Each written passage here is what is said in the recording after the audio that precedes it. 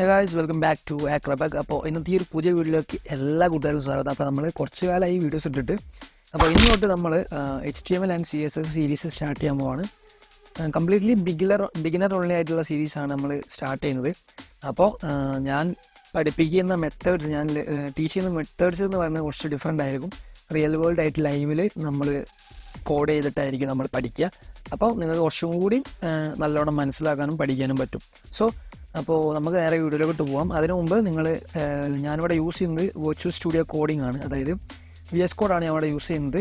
Just ഒന്ന് download ചെയ്യുക. അതിന് നിങ്ങൾ ഈ ഒരു വെബ്സൈറ്റ് പോയി കഴിഞ്ഞാൽ നിങ്ങൾക്ക് ഡൗൺലോഡ് ചെയ്യാം. അല്ലാന്നുണ്ടെങ്കിൽ VS കോഡ് ഡൗൺലോഡ് എന്ന് ജസ്റ്റ് ഗൂഗിളിൽ സെർച്ച് ചെയ്ത് കഴിഞ്ഞാൽ നിങ്ങൾക്ക് ഈ ഒരു വെബ്സൈറ്റ് കിട്ടും. So download it and install it, that's all. And നമ്മൾ ഇന്ന് ചെയ്യാൻ പോകുന്ന പ്രൊജക്റ്റ് എന്ന് പറയുന്നത്, ഇന്ന് നമ്മൾ ഇതായിരിക്കും ചെയ്യാൻ വേണ്ടി പോകുന്നത്. ഈ ഒരു ചെറിയൊരു കാർഡും അതുപോലെ ഈ ഒരു ബാക്ക്ഗ്രൗണ്ടും പിന്നെ ഈ ഒരു ടെക്സ്റ്റ് എലമെൻസും ഒരു പ്രൊഫൈൽ ലൈക്കായിരിക്കും നമ്മൾ ഇന്ന് ചെയ്യുന്നത്. സോ നമുക്ക് ഇതിൻ്റെ വീഡിയോയിലോട്ട് പോകാം. Let's get start.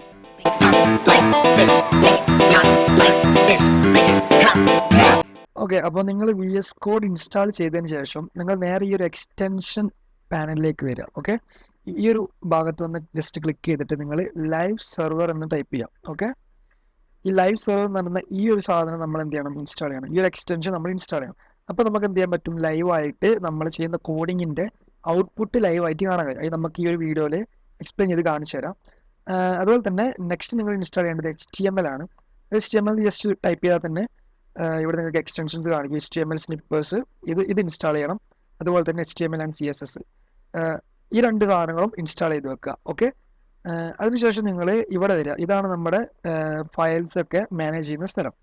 സോ ഇവിടെ വന്നതിന് ശേഷം നിങ്ങൾ ഏതെങ്കിലും ഒരു ഫോൾഡർ ക്രിയേറ്റ് ചെയ്തിട്ട്, ഞാനിപ്പോൾ ഒരു ഫോൾഡർ ക്രിയേറ്റ് ചെയ്തിട്ടുണ്ട്, കാർഡ് YT എന്ന് പറഞ്ഞിട്ട്. അപ്പോൾ ഇതിൻ്റെ ഉള്ളിൽ ആണ് നമുക്ക് കോഡ് ചെയ്യാനുള്ള കാര്യങ്ങൾ ചെയ്യേണ്ടത്. ഓക്കെ, അപ്പോൾ ഇത്രയും കാര്യങ്ങൾ നിങ്ങൾ ചെയ്തു വെക്കുക. ഇനിയാണ് നമ്മൾ കോഡിങ്ങിലേക്ക് കിടക്കാൻ പോകുന്നത്. സോ ഫസ്റ്റ് ഒരു ഫയൽ ക്ലിക്ക് ചെയ്യുക. അതിനായിട്ട് ഇവിടെ ഒരു ഐക്കൺ ഉണ്ട്, ന്യൂ ഫയൽ. അല്ലാണ്ടെങ്കിൽ റൈറ്റ് ക്ലിക്ക് ചെയ്തിട്ട് ന്യൂ ഫയൽ എന്ന് അടിച്ചാൽ മതി.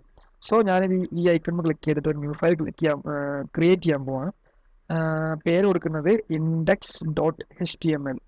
ഇത് HTML ഫയൽ ആയതുകൊണ്ട് നമ്മൾ എക്സ്റ്റൻഷന് HTML ആയിരിക്കും വരിക. ഓക്കെ, index.html ഇത് നമ്മൾ എങ്ങനെ ടൈപ്പ് ചെയ്ത്. ഓക്കെ, അപ്പോൾ നമ്മൾ ഈ ഒരു ഫയൽ ക്രിയേറ്റ് ചെയ്തതിന് ശേഷം നമ്മൾ ചെയ്യാൻ പോകുന്ന വർക്കിൻ്റെ ചെറിയൊരു പ്രിവ്യൂ നമുക്ക് നോക്കാം.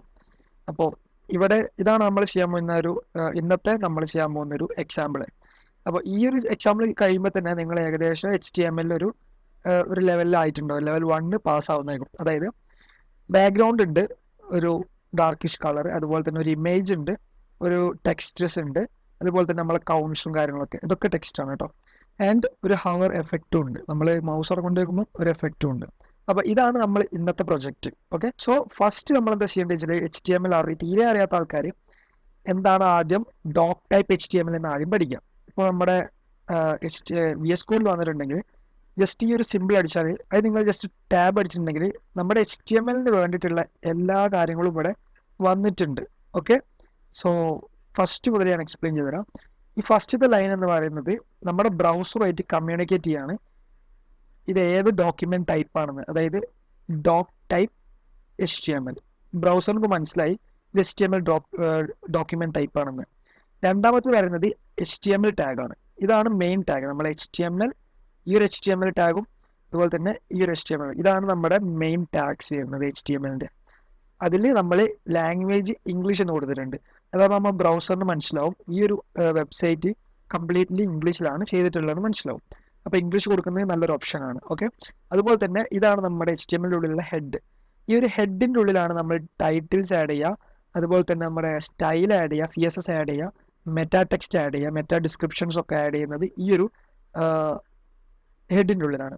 സോ നമ്മളിവിടെ ടൈറ്റിൽസ് ആഡ് ചെയ്തിട്ടുണ്ട്. അതുപോലെ തന്നെ മെറ്റാ ക്യാരക്ടർ സെറ്റ് UTF-8 കൊടുത്തിട്ടുണ്ട്. അതായത് ഓൾ ക്യാരക്ടർ, ഇംഗ്ലീഷിലുള്ള എല്ലാ ക്യാരക്ടേഴ്സും ഇതിൽ സപ്പോർട്ട് ചെയ്യും. അതുപോലെ തന്നെ നമ്മുടെ വിഡ്ത്ത്, അതായത് നമ്മുടെ ബ്രൗസറിൽ ഏതൊക്കെ വിഡ്ത്തിൽ യൂസ് ചെയ്യുന്നു, വിഡ്ത്ത് അതുപോലെ തന്നെ ഹൈറ്റ്, നമ്മളെ കംപ്ലീറ്റ്ലി ഒരു ബ്രൗസറിൻ്റെ വിഡ്ത്തും ഹൈറ്റും നമ്മൾ ഇതിൽ സ്പെസിഫൈ ചെയ്ത് കൊടുത്തിട്ടുണ്ട്, കണ്ടൻസ്. ഓക്കെ, അതിനുശേഷമുള്ളതാണ് ഈ ബോഡി ടാഗ്. ഈ ബോഡി ടാഗിൻ്റെ ഉള്ളിലാണ് നമ്മൾ എന്ത് ചെയ്യുന്നത്, നമുക്ക് വേണ്ട കാര്യങ്ങളൊക്കെ ടൈപ്പ് ചെയ്യുന്നത്. അപ്പോൾ ഒരു കാര്യം നിങ്ങൾ ശ്രദ്ധിക്കുക, ഇപ്പോൾ നമ്മൾ HTML എന്ന് ടൈപ്പ് ചെയ്ത് കഴിഞ്ഞാൽ ഇവിടെ നമുക്കൊരു ടാഗ് ക്രിയേറ്റ് ആയി.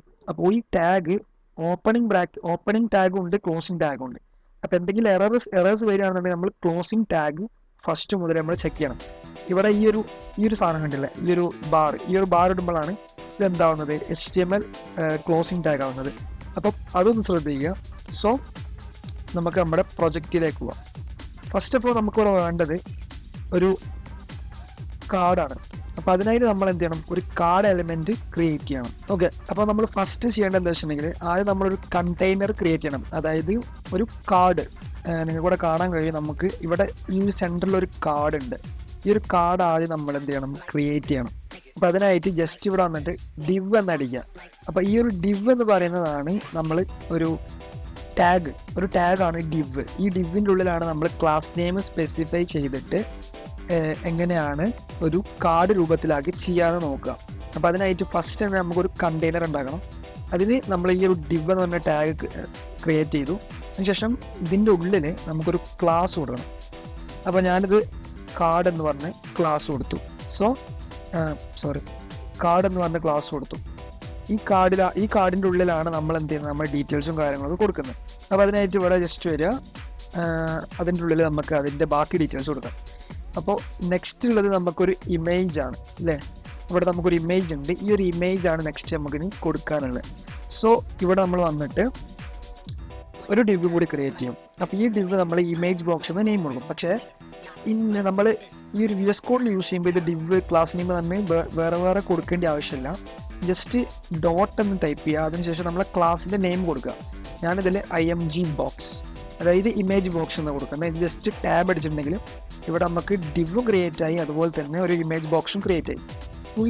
ഈ ഒരു ടാഗിൻ്റെ ഉള്ളിലാണ്, അതായത് ഈ ഒരു സെക്കൻഡ് ഇമേജ് ബോക്സ് കണ്ടെയ്നറിൻ്റെ ഉള്ളിലാണ് നമ്മൾ എന്ത് ചെയ്യുന്നത്, ഇമേജ് കൊടുക്കുക. അപ്പോൾ അതിനായിട്ട് ടാഗ് ഉണ്ട്, img നടിക്കുക, ടാബ് കൊടുക്കുക. ഇവിടെ src എന്ന് പറയുന്നത് സോഴ്സ് ആണ്.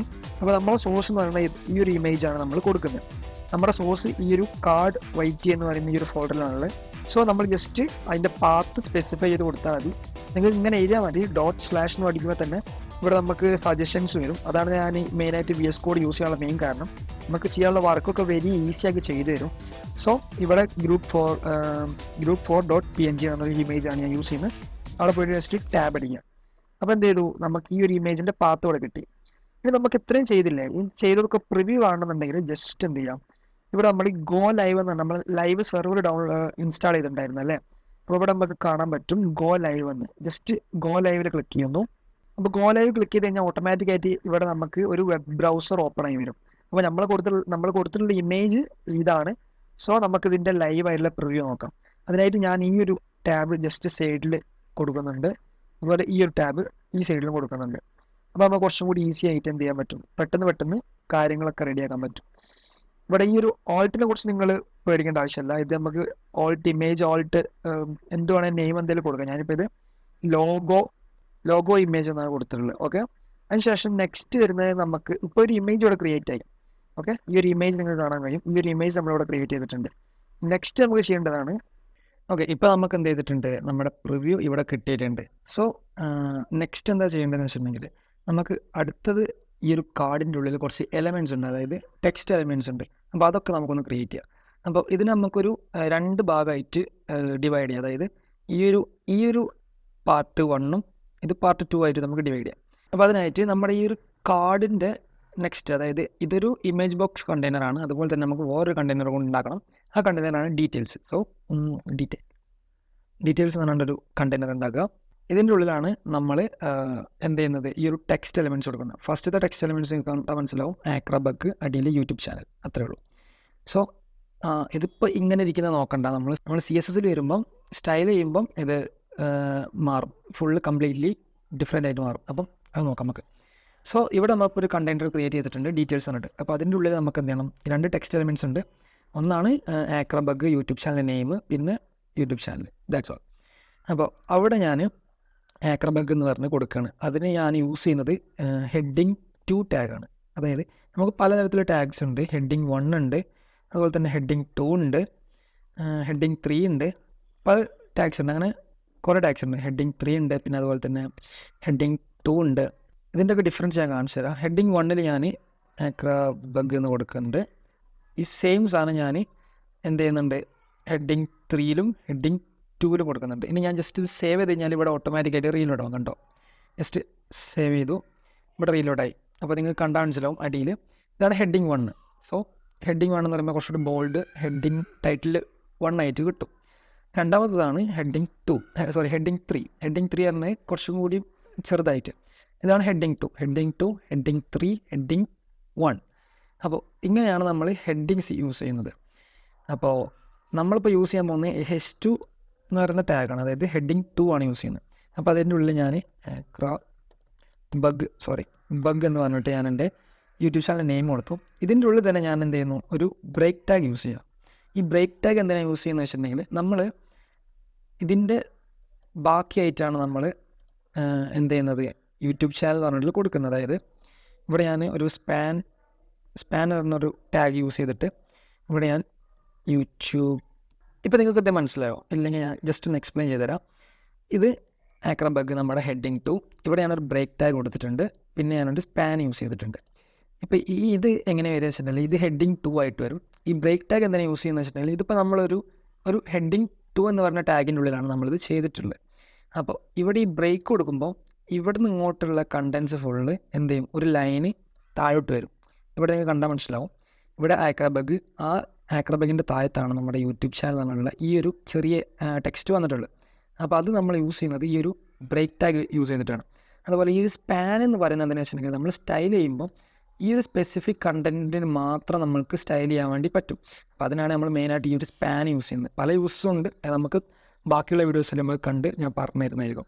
സോ ഇപ്പോൾ നമ്മൾ എന്ത് ചെയ്തു, ഇത് ക്രിയേറ്റ് ചെയ്തു. ഇനി ജസ്റ്റ് സേവ് ചെയ്താൽ നിങ്ങൾക്ക് മനസ്സിലാവും, ഇവിടെ ഇത് മാറിയിട്ടുണ്ട് കണ്ടോ, യൂട്യൂബ് ചാനൽ, ആക്രബഗ് അടിയിൽ യൂട്യൂബ് ചാനൽ. ഓക്കെ, ഇത് രണ്ടും ഹെഡിങ് 2 ആയിട്ട് തന്നെയാണ് വന്നിട്ടുണ്ട്. ഇനി നമുക്കിത് സ്റ്റൈൽ ചെയ്യണം, അതിനുശേഷം ബാക്കിയുള്ള ഡീറ്റെയിൽസും കൂടെ അടിക്കാം. അപ്പം ഈ ഒരു കണ്ടെയ്നർ നമ്മൾക്ക് സെറ്റായി. നെക്സ്റ്റ് കണ്ടെയ്നറാണ് നമ്മുടെ കാർഡ് ഡീറ്റെയിൽസ്, അതായത് യൂട്യൂബ് ചാനൽ ഡീറ്റെയിൽസ്. അതിന് ഞാൻ ഒരു കണ്ടെയ്നർ ക്രിയേറ്റ് ആണ് YD, അതായത് YouTube channel details, YT details അറിയാം. ഓക്കെ, YTD അതായത് യൂട്യൂബ് ചാനൽ ഡീറ്റെയിൽസ്. അപ്പോൾ എപ്പോഴും നിങ്ങൾ എഴുതുമ്പം ഒന്നെങ്കിൽ ഫുള്ളായിട്ട് എഴുതുക, അല്ലാന്നുണ്ടെങ്കിൽ ഷോർട്ട് ഫോം ആയിട്ട് എഴുതുകയാണെന്നുണ്ടെങ്കിൽ നിങ്ങൾ കുറച്ചും കൂടി ഈസി ആയിരിക്കും കോഡ് ചെയ്യാൻ, അത്രയേ ഉള്ളൂ. ഓക്കെ, ഇതിൻ്റെ ഉള്ളിൽ നമുക്ക് ബാക്കിയുള്ള ഡീറ്റെയിൽസ് കൊടുക്കാം. അതായത് ഇവിടെ നിങ്ങൾ കണ്ടാൽ മനസ്സിലാവും, സബ്സ്ക്രൈബേഴ്സ് ഇത്ര കൗണ്ട്, അതുപോലെ തന്നെ ലൈക്സ്, വ്യൂസ്, ഈ ഡീറ്റെയിൽസ് നമുക്ക് ഈ ഒരു കണ്ടെയ്നറിൻ്റെ ഉള്ളിൽ കൊടുക്കാം. അപ്പോൾ ഇത് ഫുള്ള് ഞാൻ യൂസ് ചെയ്യുന്നത് എങ്ങനെയാണെന്ന് വെച്ചിട്ടുണ്ടെങ്കിൽ ഈ ഒരു സെയിം മെത്തേഡ് യൂസ് ചെയ്തിട്ടാണ്. ഓക്കെ, ഇപ്പോൾ നിങ്ങൾക്ക് ഇവിടെ കണ്ടാൽ മനസ്സിലാവും, നമ്മളിവിടെ ഈ സെയിം ടാഗാണ് നമ്മൾ ഇവിടെയും യൂസ് ചെയ്യുന്നത്. അതായത് ജസ്റ്റ് കണ്ടൻസ് മാത്രമേ വ്യത്യാസമുള്ളൂ, ബാക്കിയുള്ള എല്ലാം സെയിം ആണ്. ഇവിടെ ഞാൻ സബ്സ്ക്രൈബേഴ്സിന് കൊടുത്തു, പിന്നെ ഒരു ബ്രേക്ക് ടാഗ് കൊടുത്തു, same as it is, and നമ്മളൊരു സ്പാൻ കൊടുത്തു, നമ്മുടെ സബ്സ്ക്രൈബേഴ്സ് കൗണ്ട് കൊടുത്തു. അതേമാതിരി like 2.2K and views 1.3K നമ്മൾ ഇങ്ങനെ കൊടുത്തു. ഇനി നമ്മൾ ജസ്റ്റ് സേവ് ചെയ്ത് കഴിഞ്ഞാൽ നിങ്ങൾക്ക് കണ്ടാൽ മനസ്സിലാവും, ഇവിടെ എല്ലാം വന്നിട്ടുണ്ട്. ഇനിയാണ് നമുക്ക് സ്റ്റൈലിംഗ് ചെയ്യേണ്ടത്. അപ്പോൾ നമ്മൾ കണ്ടൻസ് ഫുള്ളോടെ കംപ്ലീറ്റ് ആയി. ഇനി നിങ്ങൾക്ക് ഇത് ഡൗട്ട് ഉണ്ടെങ്കിൽ കമൻറ്റിൽ ചോദിച്ചാൽ മതി, അപ്പോൾ ഞാൻ റിപ്ലൈ തരുന്നതായിരിക്കും. ഓക്കെ.